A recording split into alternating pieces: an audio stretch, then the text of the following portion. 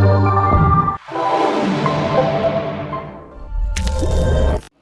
اللہ الرحمن الرحیم۔ السلام علیکم ڈیئر اسٹوڈنٹس، آج ہم سورۃ الاحزاب رکوع 1 اور ٹاپک 3 کو ڈسکس کرنے لگے ہیں۔ پچھلی ہم نے آیات میں جو ہے وہ پڑھا تھا لے پالکوں کے بارے میں، جو احکامات تھے ان کے بارے میں، اور آج ہم پڑھیں گے رسول اللہ صلی اللہ علیہ وسلم کی ذات کے بارے میں۔ اللہ پاک نے یہ انتہائی اہم آیات، یہ ہمارے ایمان کا بھی حصہ ہے اور ہمارے سلیبس کے لیے بھی بڑی اہم ہے۔ النبی اولا، نبی حق رکھتے ہیں، اولا مقدم، حق رکھتے ہیں، مقدم ہے، بالمومنین، مومنوں پر، من انفسہم، ان کے نفس، ان کی جان سے بھی زیادہ۔ انسان کا جو نفس ہے وہ بعض اوقات اچھی کی طرف بھی جا سکتا ہے اور بعض اوقات برائی بھی چاہ سکتا ہے۔ بعض اوقات انسان کا نفس، اس کی خواہشات اس کو فائدہ بھی پہنچاتی ہیں اور بعض اوقات اس کی جو خواہشات ہیں وہ اس کو نقصان بھی پہنچاتی ہیں۔ تو اللہ پاک یہاں پہ یہ بات کر رہا ہے کہ جب تم نبی سے محبت کرو تو اپنے نفس کو پیچھے رکھ دو، اپنی نفس، خواہشات، اپنی ذاتی جو ہے وہ جو آپ کی ذاتی وشز ہیں، جو ایکسپیکٹیشنز یا ایسپیریشنز ہیں، اللہ پاک کہتا ہے ان کو ایک جانب رکھ کے تم نے نبی سے محبت کرنی ہے۔ یعنی اگر نبی کوئی حکم دیں اور تمہارا نفس، تمہاری ذات جو ہے اس کو جو ہے وہ اس کے مطابق نہ ہو، وہ اگر تم کو پسند نہ آئے اپنے نفس کے مطابق، تو اپنے نفس کو چھوڑ کر نبی کی بات کو جو ہے آپ نے زیادہ اہمیت دینی ہے۔ نبی کی جو ذات ہے وہ تمہارے نفس، تمہاری جان سے بھی زیادہ تم پر کیا رکھتی ہے؟ حق رکھتی ہے۔ پیغمبر جو ہیں وہ تمہارے لیے ساری کائنات سے بڑھ کر ہیں۔ ایک حدیث پاک بھی ہے، رسول اللہ صلی اللہ علیہ وسلم نے فرمایا کہ تم میں سے کوئی بھی اس وقت تک مومن نہیں ہو سکتا جب تک اسے میں اس کی جان، اس کے مال سے زیادہ اور کائنات میں موجود تمام چیزوں سے زیادہ اس کو میں عزیز نہ ہو جاؤں۔ آگے اللہ پاک فرماتا ہے وَأَزْوَاجُهُ أُمَّهَاتُهُمْ، پیغمبر کی جو بیویاں ہیں وہ مومنوں کی مائیں ہیں۔ اب یہاں اللہ پاک نے جو یہ بات کی کہ پیغمبر کی بیویاں مومنوں کی مائیں ہیں، اس کی دو وجوہات ہیں۔ پہلی وجہ تو یہ ہے کہ پیغمبر علیہ الصلوۃ والسلام کو یہ گوارا نہیں تھا کہ میرے بعد کوئی میری بیویوں سے کیا کرے، نکاح کرے۔ اس لیے اللہ پاک نے فرمایا کہ مومنوں، پیغمبر کی جو بیویاں ہیں مومنوں کی کیا ہیں، وہ مائیں ہیں، اور ماں کے ساتھ چونکہ نکاح نہیں ہو سکتا، اس لیے پیغمبر کے بعد کسی بھی مومن کو یہ اجازت نہیں کہ وہ پیغمبر کی بیوی سے کیا کرے، نکاح کرے۔ ایک تو اس کی یہ وجہ تھی۔ دوسری وجہ یہ تھی کہ جو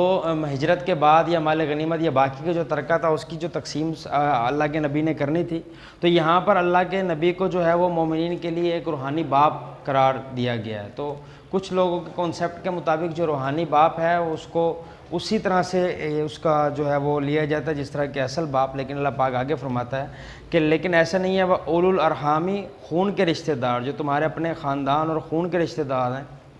بعضهم اولیٰ ببعض، ایک دوسرے کے زیادہ حقدار ہیں، فی کتاب اللہ کے حکم کے مطابق، من المومنین، ان مومنین سے، والمہاجرین، اور مہاجرین سے،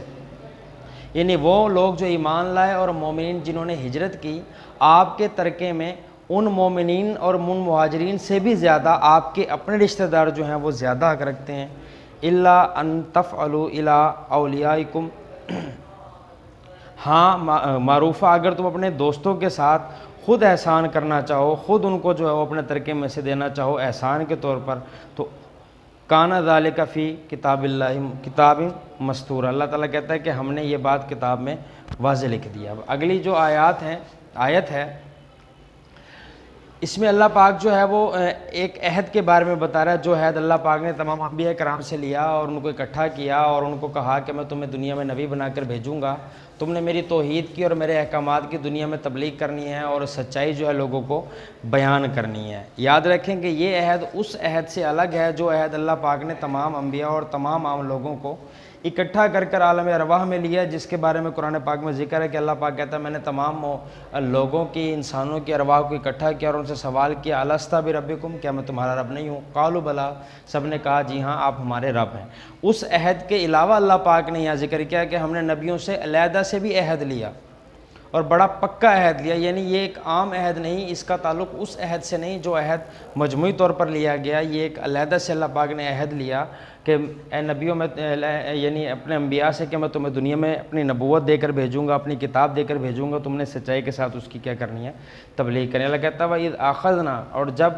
ہم نے عہد لیا، من النبیین، نبیوں سے، میثاقہم، اور جب ہم نے نبیوں سے، پیغمبروں سے عہد لیا،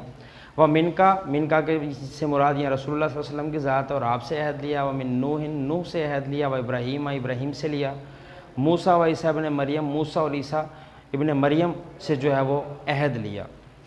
تو یہاں پر اللہ تعالیٰ نے رسول اللہ صلی اللہ علیہ وسلم کا ذکر کیا ہے، نوح علیہ السلام، ابراہیم علیہ السلام، موسیٰ علیہ السلام اور عیسیٰ علیہ السلام، ان 5 انبیاء کرام کا جو ہے وہ ذکر کیا کہ نبی ہم نے ان سے عہد لیا، وَأَخَذْنَا مِنْهُمْ مِيثَاقًا غَلِيظًا، اور ان سے عہد بھی کیا لیا، پکا لیا ہے۔ جو قرآن پاک کے ان آیات میں جو عہد کے بارے میں اللہ پاک نے 5 انبیاء کرام کا ذکر کیا، یہ مروزی بھی اکثر آتی ہوتی ہے، اس کو آپ نے ذہن میں رکھنا۔ اللہ کہتا ہے لِيَسْأَلَ الصَّادِقِينَ مِنْ صِدْقِهِمْ، تاکہ سچ کہنے والوں سے خدا ان کی سچائی جان لے، وَأَعَدَّ لِلْكَافِرِينَ عَذَابًا أَلِيمًا، اور کافروں کے اللہ پاک نے دردناک عذاب جو ہے وہ تیار کیا۔ تو ان آیات کو اپنے اچھے طریقے سے یاد بھی کرنا ہے، اس کی ایکسرسائز کے ساتھ نیکسٹ حاضر ہوں گے۔ بہت شکریہ۔